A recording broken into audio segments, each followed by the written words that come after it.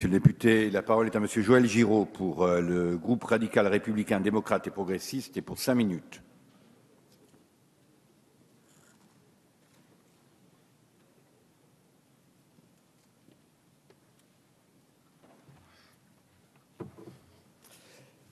Merci Monsieur le Président, Monsieur le Ministre, chers collègues.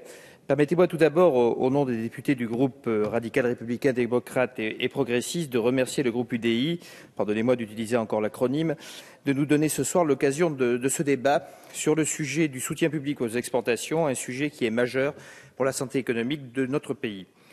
À l'heure où nous traversons une phase difficile pour le commerce extérieur, une phase qui commence d'ailleurs à durer depuis trop longtemps, nos collègues Fromentin et Prat se sont mobilisés sur cette question et ont rendu un excellent rapport, un rapport qui dresse un bilan contrasté de l'action publique et propose plusieurs pistes de réflexion très intéressantes. Alors permettez-moi déjà de les féliciter de ce travail parlementaire utile et Monsieur le Ministre, nous sommes nombreux à espérer qu'il sera fécond et a déjà une place de choix sur votre table de chevet. Depuis la remise du rapport, le gouvernement s'est d'ailleurs attelé à renouveler la doctrine française sur le commerce extérieur dont le signe le plus visible est le rattachement au Quai d'Orsay. Notre ministre est mobilisé pour accélérer le mouvement, récemment avec le lancement en mars d'un ambitieux et très dense plan d'action pour renforcer l'internationalisation des entreprises. Pour l'instant, tout semble très beau sur le papier, il reste l'étape la plus difficile de la mise en œuvre. La dégradation constante de notre commerce extérieur depuis le début des années 2000 ne nous donne plus le droit à l'erreur, l'échec n'est plus une option. Nous avons eu de bonnes nouvelles récemment et il faut saluer les nouvelles méthodes de calcul de l'OMC sur la valeur ajoutée pour évaluer la complexité des flux commerciaux. Cette nouvelle méthodologie donne des résultats plus précis et nuance le constat d'échec. Par exemple, on se rend compte que la Chine n'a pas progressé en termes de valeur ajoutée depuis 10 ans. Mais le commerce extérieur, c'est l'un des leviers majeurs pour le redressement de l'économie française et en même temps, la marge de manœuvre réelle des politiques publiques pour la soutenir semble limitée. Car les facteurs déterminants sont d'abord le cours de l'euro et des matières premières, ou encore la situation de l'économie mondiale et la croissance de nos partenaires commerciaux. La tentation existe chez certains économistes de dire que nous ne pouvons pas faire grand-chose, si ce n'est se contenter d'accompagner tranquillement les bouleversements de l'économie mondiale. Je suis personnellement convaincu du contraire.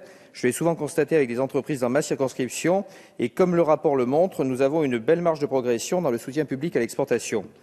Un des points intéressants du rapport est d'ailleurs la proposition, dans la fin de la deuxième partie, d'améliorer la transparence pour favoriser la généralisation des bonnes pratiques régionales. Les réussites françaises doivent nous inspirer, et je dirais pas seulement les réussites françaises, nous pouvons comparer toutes choses égales par ailleurs avec nos voisins, amis, mais néanmoins concurrents, allemands ou italiens. Leurs PME s'en sortent par exemple globalement beaucoup mieux que les nôtres. Nous avons d'abord un problème structurel. Le tissu des entreprises françaises se caractérise par un faible nombre de PME et d'entreprises de taille intermédiaire, notamment en conséquence d'un phénomène de prise de contrôle des PME par de grands groupes. On estime aujourd'hui que moins de 5% des entreprises françaises de plus de 500 personnes sont indépendantes, à l'inverse d'autres pays voisins dont l'économie se porte mieux, comme en Allemagne où les ETI indépendantes sont 2 fois plus nombreuses. Nous avions d'ailleurs proposé des amendements dans le projet de loi croissance et activité pour donner les moyens aux PME et aux ETI de se développer sans courir le risque d'être absorbés et fragilisés par les multinationales. Cet amendement n'a pas été adopté, mais il a suscité la réflexion à Bercy et le gouvernement s'est engagé à travailler sur des solutions pour répondre à ce problème. Ensuite, il y a un problème de segmentation de l'offre.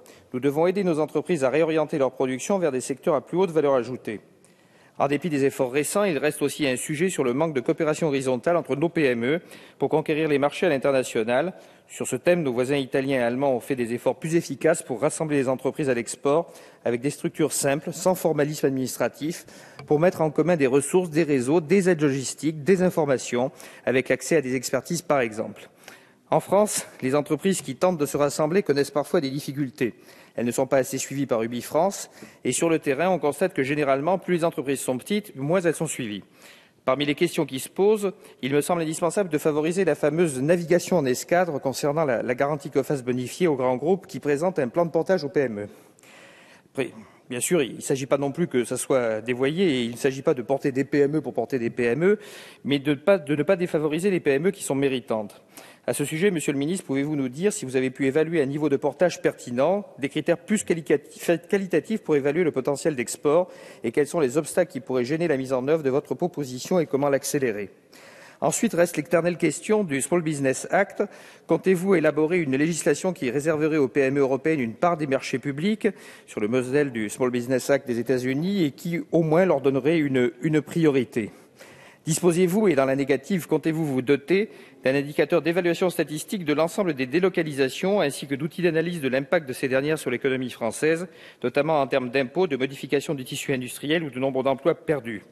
Quelles sont également les perspectives d'harmonisation économique et fiscale entre les pays membres de l'Union afin de limiter les délocalisations fiscales telles que celles des groupes Colgate, Palmolive et Unilever? Monsieur le ministre, comme le temps nous presse et que je n'ai que 5 minutes, je voudrais simplement conclure en vous demandant quelle importance vous pouvez accorder aux coopérations décentralisées qui sont conduites par des collectivités locales et soutenues financièrement par de l'argent public et souvent de l'État. Je préside pour ma part aux destinées d'une telle coopération entre les Alpes et le Sichuan. Et ces coopérations sont globalement des coopérations très favorables au tissu des PME. Comptez-vous les favoriser et dans quelle mesure? Merci. Merci, monsieur le député.